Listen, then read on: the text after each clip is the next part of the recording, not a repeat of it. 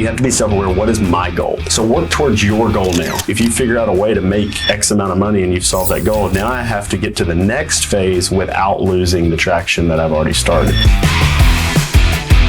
Justin Brock is a legendary powerhouse entrepreneur, a best-selling author, and he's a leading authority in the Medicare space, founder of a plethora of different successful companies, multi-million-dollar entrepreneur, and he is number one when it comes to Medicare, which is why we're here. I could be the Michael Jordan of this space. What we're really doing is finding those people, figuring out what they have, and seeing if for them there is a better solution. The expertise, the systems, the training, the technology that Justin Brock has created as the leading authority in this space. I am placing the best business long-term so that we can build the best business, help the most people. There's a direct correlation. The more people I help, the more money I make.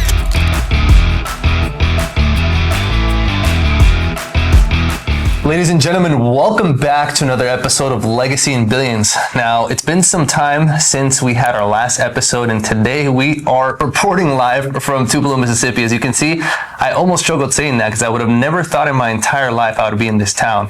The only thing that's ever come out of this town are two things. It's Elvis Presley, the king of rock and roll, the one and only legend, and Justin Brock, who you guys will be meeting in just a moment.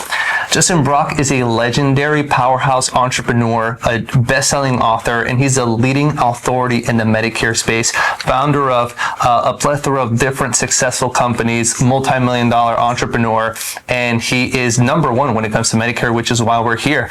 As you guys have been following along the journey, Better Life Financial Group, we've been taking off, had some explosive growth the past 2 months since the inception of our company in Medicare, which we launched here. And the only reason why we've had that explosive and quick growth is because we've been leveraging the expertise, the systems, the training, the technology that Justin Brock has created as the leading authority in this space. So without further ado, guys, we're going to dive into his story. We're going to dive into, some of his insights and why Medicare is the hottest industry that you need to get into in this year if you want to make more money than you've ever made before. We're going to dive into it on this episode. So without further ado, Justin Brock, welcome to Legacy in Billions. Pleasure to have you here. Hey, thank you so much. But I do have to say, the success that you guys like you have brought to the team at Better Life is, even though we have a lot of systems, you guys are doing so much so fast that you're even pushing us to new limits. So definitely want to give credit where credit's due. The energy that the Better Life team has brought to the table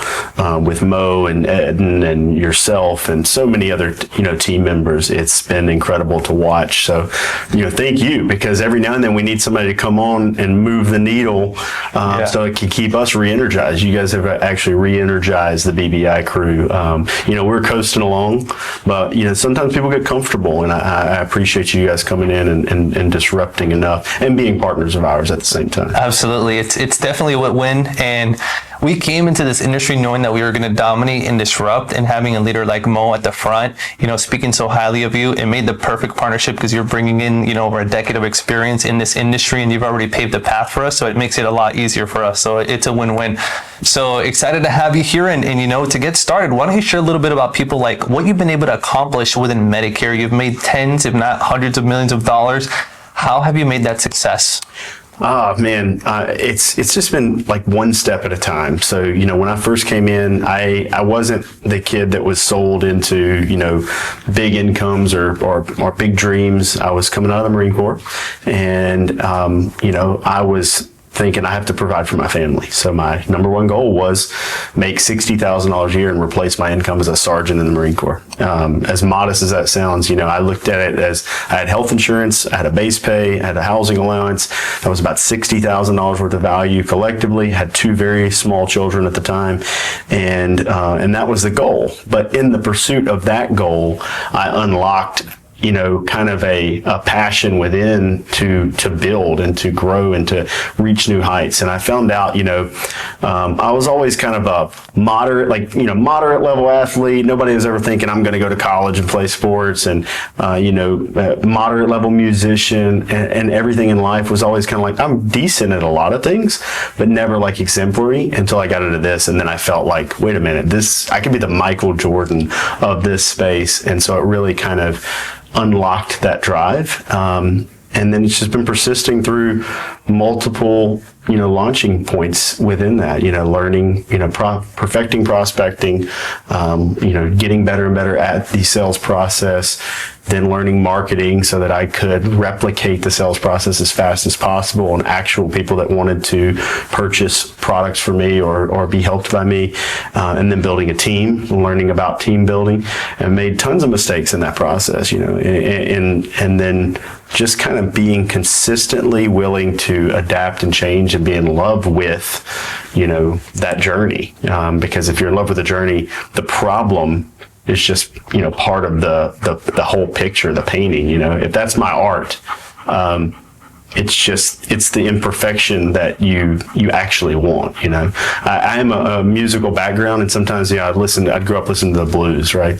And anytime I hear like the most insane guitar players in the world, sometimes their solos were so perfect that I would tell people, it's great, they're amazing, but it lacks character because it doesn't have that imperfection. And that's how business is. It's never going to be perfect. In fact, sometimes it's going to be, complete waste of money spent, difficult, terrible conversations you have to have with people.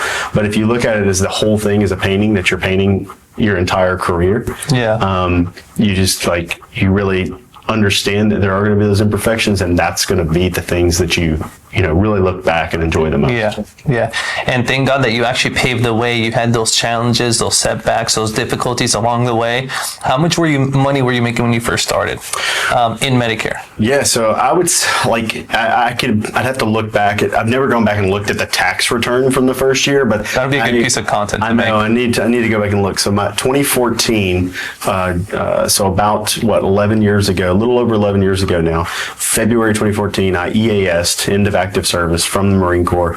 In February or March, I went and got my license. Back then, you had to go to a full week in-person course.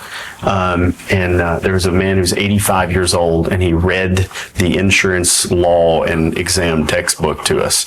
It was a rough way to learn the content, but passed 74 on the test. Not a lot of people get worried about the test. We even had some very successful agents that didn't even pass the test the first time. I had to go back and take it again. It is the information relative to what we do isn't all that important. It's just that I have to pass so that I can be licensed, and then I'll maintain my license forever, right? Well, in that process, after that, getting started was like, hey, I got to go door to door. I have to go do things the old school way, because at that point there weren't a lot of people doing things in an innovative fashion. There wasn't a lot of advanced marketing. There were some people that had a lot of referral base. There were some people who had built good brands. So there was opportunity to do that. But basically, everyone said to get started, you got to go out and get referrals. You got to knock on doors. You might could drop some direct mail business reply cards, what we call them, cards that would come back with people requesting information. You just show up, knock on the door with that card. Now, actually, some of those same tactics are not compliant. But back then they were, especially for Medicare supplements, which is what I did. In that first year, I can't imagine that I made more than $45,000 or $50,000. And that was your first year in the business? Yeah, first calendar year, would of course kind of got probably really going in April sometime, when I was actually hitting the doors.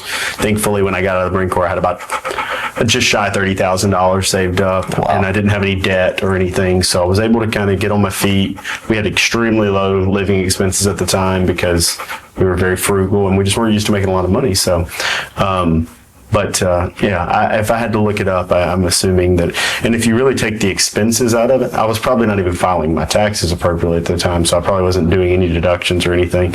If you took expenses for direct mail and mileage out of it, I might come out, in the 20s that year. Wow. So from extremely humble beginnings, and when you got into the industry, it isn't what it is now. There wasn't this technology, marketing, there was no systems. You were just trying to figure things out on your own. And at the same time, you're making 20, 30K, if that, a year. And so now that you've had a complete 360, right? You went from being a guy just in sales, starting in Medicare, to then, getting your first couple of sales, finding out, what works, what doesn't work, having success in that, then starting as a sales leader, building your team, to then becoming CEO. What was that journey like for you? I know most people that are listening to this podcast, they probably don't have aspirations to, become a CEO. They're more interested in, hey, how, if I was going to get started in this business, like what can I expect? Obviously, because of you paving the way and going through all those, lessons, we're here today. But like, how was that for you back then, going from like a salesperson to sales leader to then CEO to then building this whole thing? Yeah, I think you have to crawl, walk, run. So, crawling, when I got started, crawl, walk, run looked different than it does now. Now the crawling phase is going out and just, plugging into a system or a process with a group like Better Life and just, helping as many people as possible. You're getting phone calls, you're committing as much time to it. As a matter of fact, there's another agency that I was talking to they're not aligned with us, but I know the owner. I was talking to him yesterday, and it's just an activity lesson here. They had a matrices broken down with closed percentages and doing business in a very similar way to Better Life right now. And they were showing, they had a column that said, if our agent who was available for as many calls, like actually logged in, if the agent with the highest closing ratio down here was marked available as often as these people at the top on the total production count, here's how many applications they would have had for the month of February. And it was like crazy. There were people with 47, 48 applications for the entire month that would have been at 300, 320.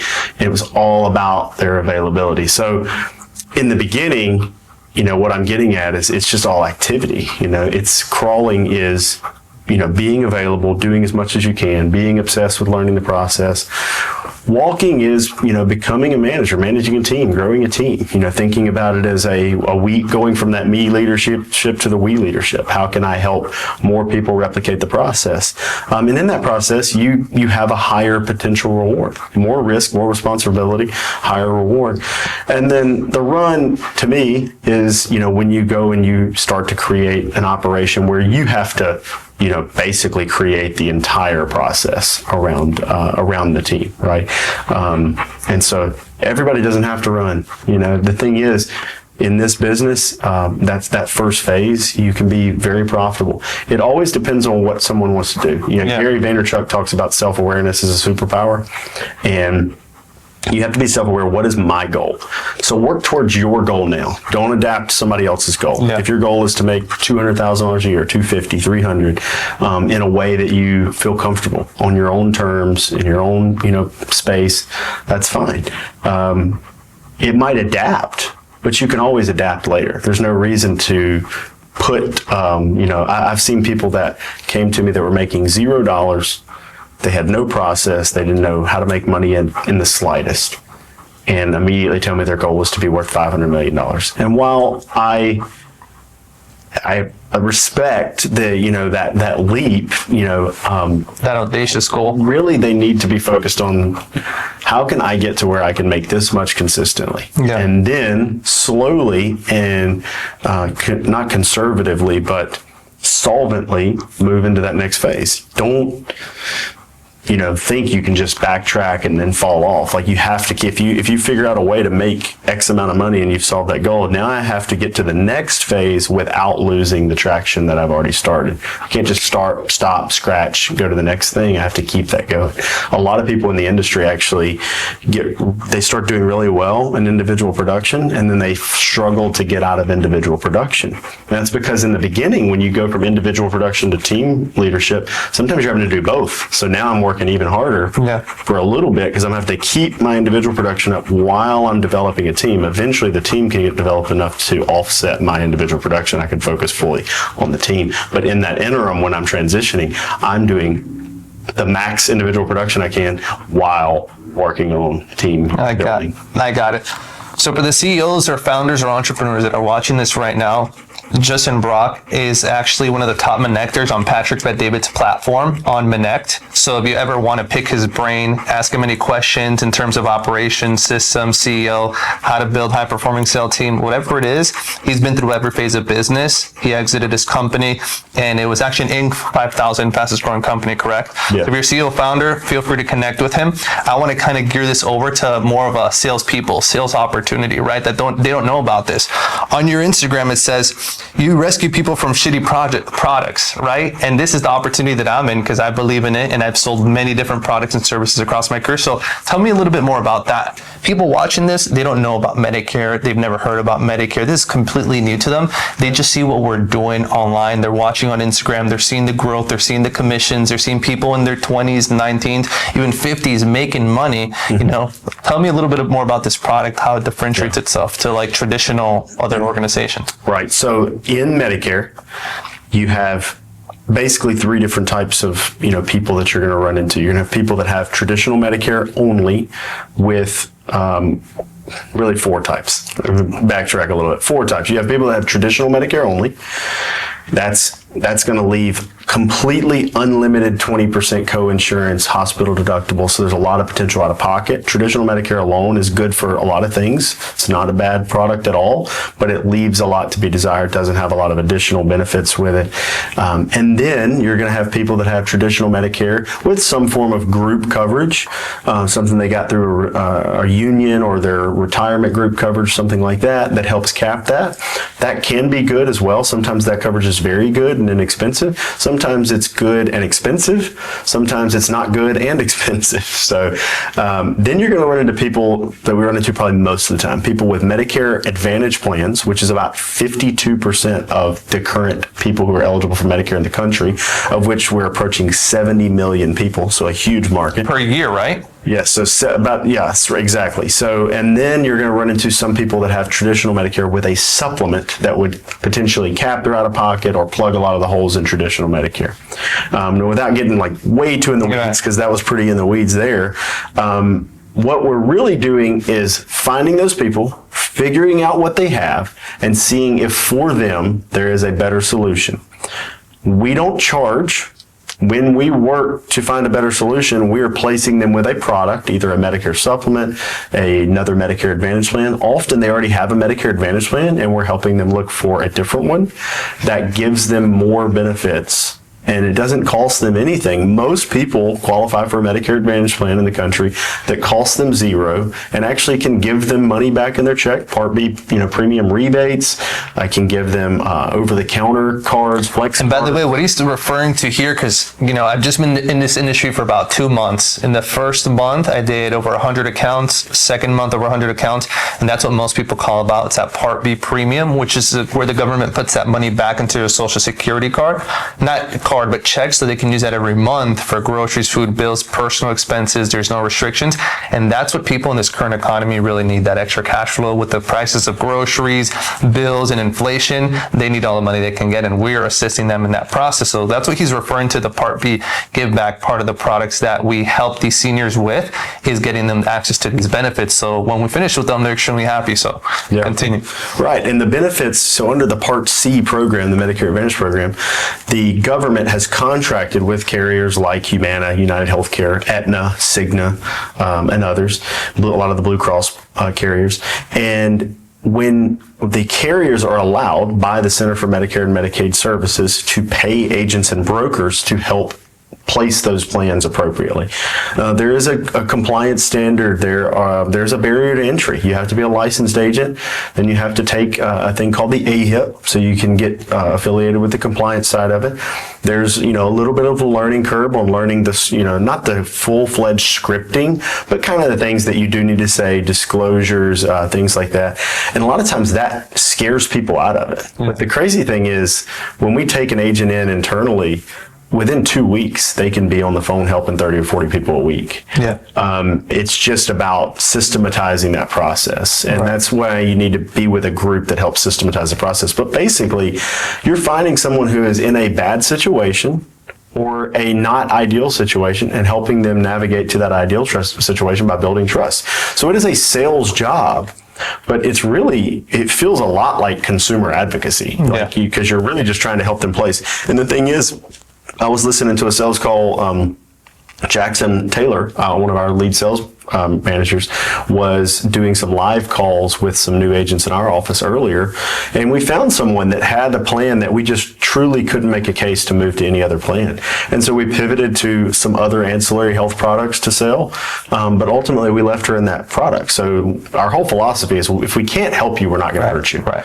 So our goal is not to just change people. There are people in the industry that unfortunately omit information to change too many people, but there's so many people that truly aren't in the best plan. And because the plans do change annually, there's a continuing evolution of opportunity all the time. And there's 10 to 11,000 people every day turning 65. There's only like 7,000 people, I believe, a day that are actually dying that are on Medicare. So there's this they're gradually growing, increasing. So. Yeah, you know, the red ocean and blue ocean strategy. I like to say that finding Medicare is not even a blue ocean. It's like going into Bimini, the Bahamas, crystal clear water. It's like pool. There is nothing there, just pure life. And we're coming in here pioneering this thing and, you know, fishing and doing as much as we can. And we're doing right by people, which is the best part. I love what you said, that, hey, if we can help you, we're not going to hurt you. Because at the end of the day, it's our moral obligation to put them in better positions. And that's what really builds long-term business. And, you know, the success that you have had is because, you know, you have some strong values and principles. You know, by the way, this is his book right here, Purpose After Service. He has military principles and values, which is why he's such a successful guy as well. And I love that. What would you say, what are some of the biggest mistakes that salespeople make when choosing what to sell? Because what people don't know about Medicare is that we also get that, you know, upfront commission, and we also get residual pay. So talk about that. Yeah, so, you know, we're talking about the commission structure. It's in our best interest to place and keep a client in the product that is best for them, because the longer they stay with us, the more we're able to make. As a matter of fact, the commission on just the front end year for the people that are paying for the entire marketing system, everything, doesn't make sense if we're not looking at it from a long-term perspective of keeping customers around. So the good thing is, the profit model is actually aimed at doing the best thing for the customer. You know, this idea of like, if I just swap people all day long to the wrong plan, they're very likely to file complaints. You can't have too many complaints, or you can get, you know, into issues that way. They'll terminate your license. They can terminate your contracts with the carriers. The carriers don't want anyone that's bringing too much bad business to them. They're held to a standard with the Center for Medicare and Medicaid Services, and actually their plan reimbursement, the way they're paid per member, is tied to their ability to not have too high of a complaint threshold. So the good news is, all of our interests are aligned. The customer, the carrier, the government, and the agents and brokers. As long as you know that, and you're playing a long-term game. Sometimes people say it's not a game. This is healthcare. But you know, I'm speaking metaphorically. You know, if you're playing this like a long-term opportunity, if you're navigating it as if I'm going to be around for years in this opportunity, and my team's going to be around for years, then you're thinking about not how can I make, you know, a few extra dollars today, but how can I make sure that I am placing the best business long-term so that we can build the best business, help the most people. And it's kind of like there's a direct correlation. The more people I help with the best way long-term, the more money I make. And, you know, that to me is like, you know, when you have like an actual pure capitalist, you know, type of deal, right? You know, you're actually incentivized to do the best thing for your customer. 100%. And some salespeople hesitate to switch from an industry because they don't know the industry, and there's this barrier to entry. Like, what would you say to them? Yeah, I think it's when you have to look at your industry. Like I'm the first person to tell people you can make $1 billion selling cookies. I used to say bubble gum, but Crumble cookies sold for over $2 billion. And I say you can make $1 billion selling cookies. So, you know, all industries are good in some way or another. But if you look at the Boston Consulting Group's grid on how to judge a business by, you know, what the opportunity is, they put them into a quadrant, and they have 4 different types. So you have the stars, you have cash cows, you have question marks, and dogs. That's the way they characterize these 4 different types of businesses. And what a star is it's a business that is not, it is So I'm trying to say it's not the biggest business, but it's growing and it's in an industry that is also expanding. Then there's like a cash cow, which is the biggest business or one of the biggest businesses that already exists in a growing industry. Dogs, though, are big businesses in shrinking or stagnant industries, and question marks are shrinking businesses in stagnant or shrinking industries. So if you look at the way that they try to do it, it's like you're picking an industry. So like, if you think about it strategically, I want to pick somewhere that I can build a long-term business, right? And if you're listening to this, you may be in something like that. You know, that's a good spot to be. But if you're not, think about it. You know, what industry am I in? Is it going to consistently expand? Am I part of the right operation within that industry? And then just decide if it's best for you. As far as to the risk versus reward in the industry, I do think this is one of those opportunities where you can, with relatively little, like discomfort, navigate the industry profitably, especially if you plug into a group that kind of systematizes the process and then just gives you here's what you do, here's where you are, and this is what you'll make as long as you follow these steps and give it your all. And there's a lot of, like the door-to-door industry, for instance, a lot of people I know with Better Life started with door-to-door spaces, different spaces of door-to-door, solar, etc. And I started door-to-door in insurance, so I know a little bit about door-to-door conceptually, but I never did it the way that they do, selling bigger expensive things in the home services sector or utilities or however you would classify it. However, the close ratio in Medicare is very high, and you're in a more volume-based business. Each deal technically might be worth a little bit less on the front end, but in the back end, you actually do pretty well. But there's also a psychological effect to having a win. If I have 4, 5, 6, 7 wins in a day, and the next day I have 4, 5, 6, and the next day I have 3, and the next day I have 10, I'm in this constant state of like, I can do this. We have a process.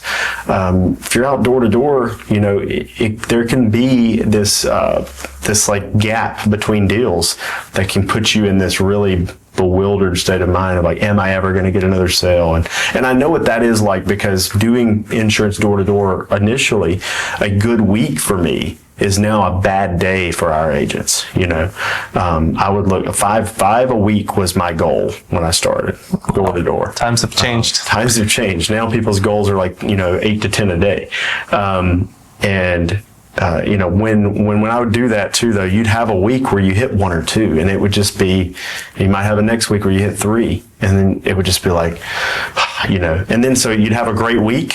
I'd have a 15 app week, and you're like, oh my gosh, I killed it. Then you'd have 2 down weeks, and you're like, that was a fluke. But in this, the consistency makes it difficult to sit there and think that you had a fluke, because in a 2-week span, you're going to have too many flukes for them to be flukes. You know what I mean? 100%. And in Better Life, so for January, we did over 4,000 enrollments. For February, we did over 4,000 enrollments, and looking at the numbers, that's extremely fast growth that we've been able to have thanks to leveraging the technology, the systems, the dialer. I've never been part of an industry in my entire life in sales where, number one, I didn't have to prospect. I'd have to go out looking out for my next customer, where my next deal was going to come out at. I didn't have to invest into paid ads or any form of lead generation. I didn't have to pay to acquire a customer. Mm-hmm. Number 3, I didn't have to get a signature. I didn't need to collect a credit card, authorization form, a DocuSign. Number 4, I didn't even have to, get them to, give me their social security or any kind of personal information. Yeah. It's just literally a verbal consent where they just give you permission to enroll them. And that is the sales cycle in the process. Yeah. So on top of that, no cost to a customer. Like, who wouldn't say yes to something like that? And that is all a dream for any kind of salesperson, because we solve the problem in sales. Yeah. So how important is it in this business to have the right system and mentorship like we have in Better Life and BBI? I think that, it's paramount, because you're shooting in the dark when you don't have that. So, people that are out there thinking, I want to get into Medicare, and they just Google Medicare, get contracted with Medicare. You're going to come across these old school traditional FMOs, field marketing organizations, that exist, that are contracting warehouses, and their goal is to contract as many agents as possible and see who sticks. They don't track a metric of success percentage per agent. And so because of that, they have very little vested interest in the individual agent's success. In their eyes, it's get them all contracted and see what happens. Somebody will succeed. I don't want to tie that to any names of companies, but people could probably associate with some recruiting models like that. It's just recruit, and see what happens. Somebody will write some business. But if you get into an organization that they don't think like that. Like if an organization has standards and they say, if this person's not writing this much business, like they're not going to be on the team. That's not a bad thing. That's a good thing. That they have a process, and the only way that they can have an expectation like that is because they have a process that allows for an expectation that high. A traditional FMO might say, we have no quota. You could write no apps, but that's a contracting warehouse. They have no quota because they can't enforce a quota because they have no process to help you, right? So, and the quotas are typically not crazy. They're in line with what makes sense for the process.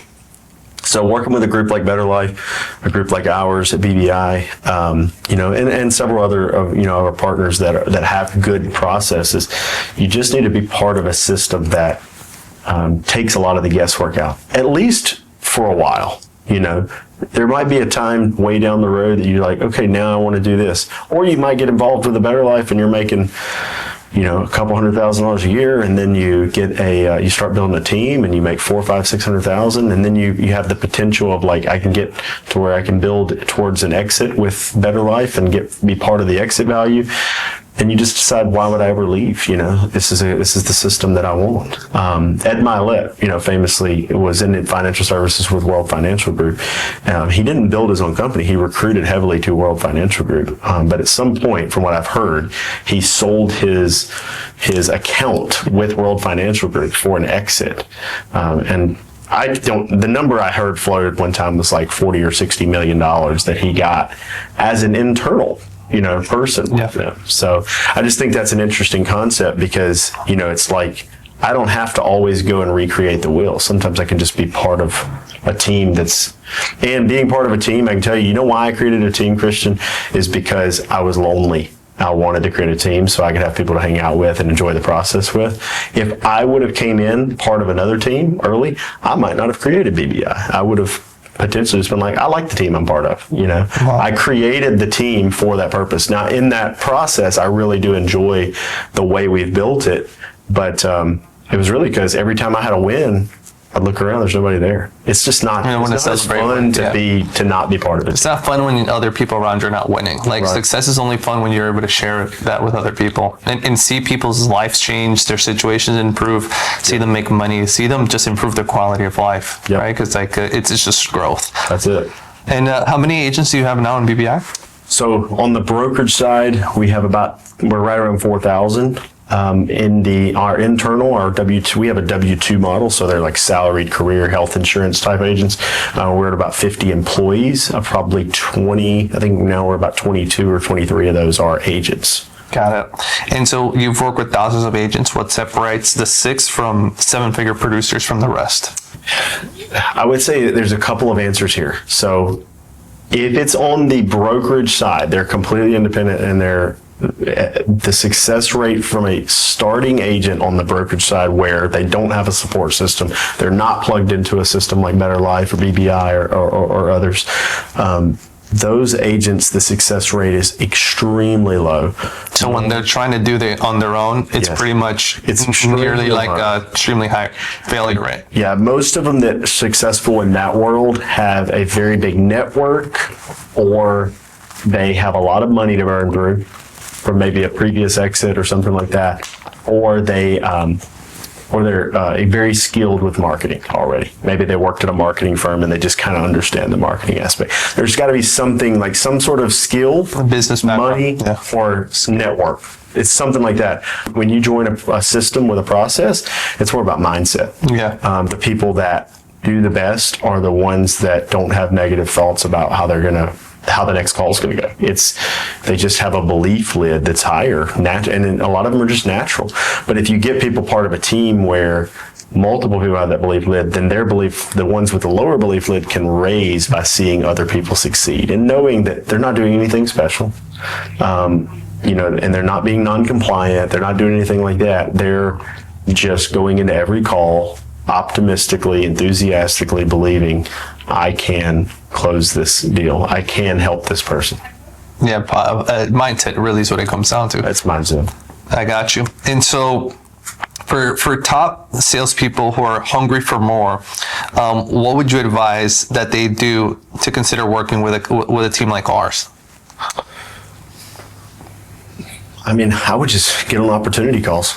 I would, listen to it. And I mean, you just got to weigh your options. Like, what am I doing? Why? And I would probably ask myself, why not? Like, what's a real good reason not to? And it's easy to come up with like these cop-out reasons, like, like I think about it like when I'm dieting or something, and I say, because I've talked about this a lot lately, but if I'm like, I'm just going to have this one little treat or one little snack. I can't remember who it was. Chris Williamson, I think I watched recently, that said, quit not doing what you told yourself you're going to do. So if I say I'm going to get up at 5 a.m. and my feet are going to hit the floor as soon as I wake up, not going to snooze it, not going to look at the phone, not going to do that. Then when you do it, you have that brief moment where you say, it's not a big deal. I'll do like 10 minutes on the phone. But the thing is, it doesn't matter if it's not a big deal. You said you weren't going to do it. Yeah. And so it's easy, and like, when you're looking at an opportunity to be like, I think anytime in your brain a statement like starts it, yeah, you're just trying to get you're going to talk yourself out. Yeah. So I'm just thinking like, if you don't have a extremely valid reason, like, well, I can't do that because I'm already onto an opportunity that's netting me hundreds of thousands of dollars or so, there are good reasons not to do it. Yeah. But most people are just looking for, if they're on the opportunity call, they probably are unlikely to have a solid reason not to give it a shot. Yeah. I mean, coming from a world where I've been high ticket sales, I had a social media marketing agency, I worked for Patrick Bet-David. I've had many opportunities that I've come across, and I've never found one like the one that we have, A Better Life, and in this industry. Yeah. I mean, getting paid an upfront commission, having yearly residuals, offering a product that's at zero cost to the customer, not having to pay for leads, having inbound leads in an unlimited amount, because we have Mo Follow, our CEO, who is funding this business, who exited his business for multiple figures. So it's just accelerating the entire process and system that we're leveraging with you. It's truly what I believe is the best opportunity in the planet right now, just for everybody that wants to get in sales. And I truly believe that with Better Life, we're going to build one of the largest, if not the biggest, Medicare company that the whole entire country has ever seen, because of the expertise, the technology, the systems, the experience, the people. It's like we have all the resources that we need. We absolutely lack nothing. And we have a team that attracts quality people because we all have the right mindset. We have the same vision. We have guiding principles. We have the right values. It almost feels so good to be true. And I remember Mo asking this question, it's like, hey, when you first found out about Medicare and you found out that it was too good to be true, didn't you question yourself with that? And he did. He ended up paying $30,000 to an attorney to really do research and find out what is the loophole, what could possibly go wrong with Medicare, because it does sound so good to be true. And the biggest thing is the licensing and the compliance. Strong barrier to entry. Most people are just afraid of compliance, or they don't want to put in the work to get licensed. Yeah. And I think that that if people just get over that hurdle of the licensing part and not having to worry about compliance when you do things the right way, it really becomes a limitless opportunity to grow. And with there being, how many Americans you said turning 65 every year? It's like 4 million? So it's 10 to 11,000 every day. 10 to 11,000? Whatever that ends up being. 10 per year? That's probably 3.65 million at That's least. almost 4 million people a year turning 65. And then on top of that, there's only about 100,000 Medicare agents in the entire USA. Most of them are doing nothing. And they're like 50 years old. They're on the verge of retirement. Their average age is close to 60 still. The average age is close to 60. So when you have guys like myself, the younger generation, the Gen Z, getting into sales, learning these high income skill sets, and having the right mindset, I mean, there's no way that we wouldn't take this company public or make, I mean, we're already making noise, but just do something astronomical. Yeah, no, it's, you guys have done phenomenal. And it's like every time I talk to Better Life, it's the quality of the individuals that are coming into the organization. It's quality people, and, you know, they're you know, Mo and the team builders at yourself, Chris Bless, Chad, like, you know, all the guys are bringing on people that are just, you know, high quality, high caliber people. You know, I can name a whole bunch more. So if I didn't name you, you know, he still loves you guys. Yeah, Taylor, Noga, all the people that have been here since the beginning, but and then some. You're a class act, by the way. Like, you're humble. You are just, you're truly a special individual. Like, I've come across a lot of really wealthy and successful people across my podcast and my career, and like nothing really impresses me like good moral character, strong values and principles. You're a family guy. Like, Bless comes to your office, he's like a part of the family. Like, I value that so much. I think you're a world-class individual, and really I'm so grateful that we're able to do this journey with BBI and with you, because without you none of this would even be possible. Like, you already paved the path for us, and now we're just like, okay, we got the path, like, let's freaking go. And with our drive and our team and the people that we have now, like, a rising tide floats all boats, right? And that's what I feel is happening now. Oh, it's crazy, man. I talk to Mo, and sometimes I feel like I'm trying to slow Mo down, because I was like, well, hold on, let's wait up, let's pump the brakes just a little bit, you know. And he's like by the end of that conversation, I'll be sitting there going, never mind, let's put the pedal to the metal. We got this, you know, because he is an all-in, you know, positive manifesting momentum dude. And I like that, positive all-in manifesting momentum dude. That's right. Yeah, he is, and I feel like I am too, but I probably have, you know, the being around, like, I have this caution that is probably unwarranted a lot of times, and so it's been cool it's been a good dynamic. So I'm very excited to see what Better Life does. I'm excited to see what you do, Christian, because we tell, you know, everybody in here, you know, speaks very highly of you. You came in super nice guy, super, you know, just, you can tell you genuinely want everyone to win. I see you working out. You've worked out with me. You spend time working out with other people in the gym. Spending time helping Better Life. You know, everybody Better Life, whether they're on your team or not. You know, you believe in the process, the reciprocation of just like putting good vibes out there and helping people, no matter if there's anything to receive in return.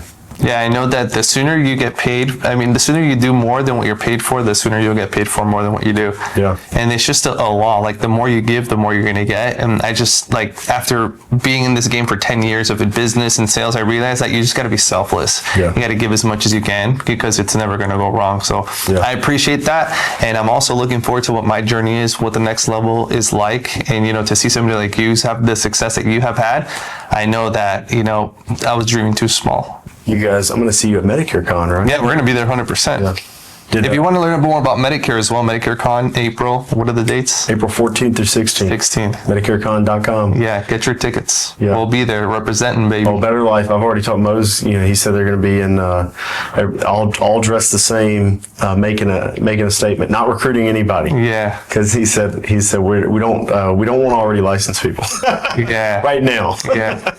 But we want to protect the culture, man. We have a special. Yeah. You got to be very, very, very selective. And from a process standpoint, it's different when you take existing brokers versus creating new brokers. Let me ask you a question. So to get to this point that you are now, obviously you work a ton still, but like you live like an amazing life, you know, like you kind of can do whatever you want to a certain extent, right? Like you can literally go to Mykonos right now, you know, go rent a super mega yacht, spend time with your family. Like you have financial freedom. Like what would you advise to somebody that really wants to create a legacy? Like you're already leaving a legacy, or better yet, what would be your legacy that you want to leave now? Because you've already, I mean, you have it all. I think the issue, you know, I think I've thought about it like that from the standpoint of legacy before, but really, I still want to go on vacations. We really do enjoy that. I mean, next week we'll be in Argentina. So I do enjoy travel. We were in Aspen a week and a half ago. So we definitely travel. But when I'm here, you know, and when I'm not, you know, doing that, and even when I am there to some degree, I just enjoy working. I enjoy the process. And I think that anybody that accomplishes, you know, big things finds typically that they actually enjoy the process more than they enjoy the reward. Mo actually says, and I don't know who he's quoting with this, but he says, getting it is more enjoyable than having it. And It makes me think about all the girls that I tried so hard to get. The challenge, chase is always the best part. The chase, yeah, was the best part. That was the thrill, man. Yeah, no, it's the same thing for everyone. You know, I think. You know, of course, there's things that you attain and you're like, wow, I can't believe I can do this, or I can't believe I mean, even from a fitness standpoint, I think that you think you want a certain physique, and you do, and I'm sure we want to maintain it, but once you hit it, the gratification is in the fact that you stuck to it long enough to get to that goal, right? I mean, it's like, I was able to accomplish this. There's an Entre Leadership podcast with it was Mark Cuban and Dave Ramsey talking about feeling sorry for the kids who aren't taught dignity. You know, it begins with activities like, as a kid, the first time you mow a yard, and at the end of the day, you mowed the yard, and you look back, and you see it mowed, you see it look clean. I don't know if you mowed yards, but I did, and like that's a great example. Or, you know, cleaning something, yeah, and you see the fruit of your labor. And so for me, it's probably started there, but like as I would, you know, build something, or it's all about like, you know, accomplishing a task and seeing that you created something. And then the more you get more familiar you are with that, the more you are willing to delay that feeling. So like knowing that, hey, if we throw, you know, like when we first decided to do Medicare Con, I remember the second year, you know, we got like 500 or 600 people. We took the event up big time. Like we went from a tiny little projector style mastermind. Like the first one was not impressive. You know, everybody had a great time. We actually had 200 people there, which we were surprised the first one we did, we were able to get that. But the next one, we got about 500, and the presentation went way up. You know, the quality, the video content, the venue, everything, and we had this huge sense of gratification. But it was technically a year, considerably 2 years in the making, and we even delayed some of it through COVID. So there was like a period of like this delayed gratification and this culminating event. And then we've seen so many of those. You know, sometimes you think, okay, this is where we're going. It's going to take us a couple of years to get there, but once you get there, it's like this 2 years worth of labor now hits you, and that feeling isn't attainable with a boat or a private plane or a Ferrari or any of that. It's just not the same. You know, those are cool things, and those are just a reward of the sweat equity. Yeah, I use those more to reward my family for enduring it with me. Yeah. And sometimes, you know, the employees, like we rent boats for the employees, or if some of my employees have flown private with us to events and stuff, that's more like, I can tell you, I've never been on a nice rented chartered boat alone. I've never been on a private plane alone with people that I don't know. I've never, as a matter of fact, when I fly to events with our team, I fly coach. Like I don't need that personally. I use it to reward, you know, the process. So anyway, the biggest enjoyment I have is in it's in the win. It's in the creation, and it's in seeing other people win in the process. That's it. Like everything else is like such a distant second. And honestly, I think a lot of the people out there that peacock with cars and all that, it's to get your attention, and hopefully you wake up and you realize that that's not what they're after either. With the exception of a private plane, there's a convenience aspect to that. Yeah. That's like an equalizer move, where I can be so many places at once so fast. And if the budget allows for it, that's great. Yeah. But the concept of like the cars, the boats, the watches, the whatever, that's to get your attention, and there's so many people online that'll just be like dogging, these fake gurus, these blah, blah, blah. And I'm like, and I know the people that they're talking to. And like, if they just understood what it was like on that other side to like see other people win and be part of it and feel like you helped in that process, they wouldn't feel that way. Yeah. And they probably already don't believe what they're saying, or they wouldn't be wasting their fucking time on Instagram talking shit to Grant Cardone or PBD or whoever, all these people. Alex Hormozy. Can you imagine talking crap to Alex Hormozy? What a nice guy. I don't know why anybody would do that, but people do it. Yeah. So final piece of advice, what would you give to an entrepreneur, somebody who wants to get into this business? Mind you, we're going on a 3 to 5 year run, right? The first year of the business, obviously, is the hardest part. But I mean, you've seen the rewards of what this business and this industry can provide for us. What last words or advice would you say to somebody that's coming in here and they're like, hey man, I'm ready to commit. I want to get licensed, or I'm already licensed, but I want to make sure that I'm going to go on this run for the next 3 to 5 years. Yeah. Like, what advice would you give that person? The advice is, if you're ready to get off the hamster wheel, whether that's a job, whether it's a sales career that every time you get a sale, it's got to get to the next sale, the residual component, playing the 3 to 5 year plus, endeavor, and embarking on that endeavor instead of playing that game. But if you're ready to embark on something that's going to get you off the hamster wheel, this is that opportunity. I don't know personally, I'm sure it exists, but I don't know a lot of other opportunities, especially with the entry level access that you have in this one right now. That will give you the ability to build your own residual income profitably from the beginning. Yeah, I totally agree with you. And one more thing comes up to mind. What is what is your vision for the future with Medicare? Some people say, hey, is industry going to go away? What's going to happen when they change president? What do you see happening over the next 5-10 years? So I'll say there's people that I've talked to that have been in the industry for 30 plus years, even people since the 80s, and people that have been in this industry longer than I've been alive. And they say that fear has always been barked loud. The government has been taught. Hillary Clinton was trying to push Medicare for all back in the day. It just isn't feasible. It doesn't, even most Democrats aren't even wanting to vote for that. It's just an irrational fear. And then when you talk about Republicans, when they say Republicans are trying to cut Medicare, what they're actually saying, if you read what they're talking about, it creates more prosperity if they have their way. Now, I'm okay with neither one of them getting their way and business as usual going on. It's fine. But the Republicans want to create an event when you turn 65 where you have to choose between traditional Medicare or Medicare Advantage. Right now, if you don't choose, you just automatically get traditional Medicare, original Medicare. By creating that event where you have to choose, it actually makes agents and brokers more relevant, because now there is no potential of just defaulting onto traditional Medicare. You have an event that you need an agent for, or a government employee, but still, you need someone to help you.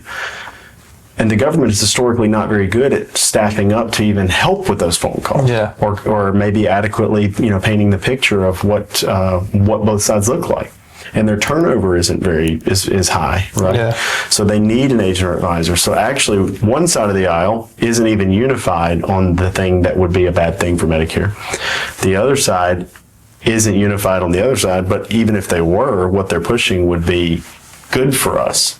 And if Medicare for All ever happened, I have a sneaky suspicion it would look like Medicare Advantage for All, and there would still be competition between the plans. Yeah. What would happen then is instead of 52% Medicare Advantage penetration rate, it would go up to 100% instantly. And then it would be the entire country, not just people over 65 or disabled. So it would be 300 million people plus.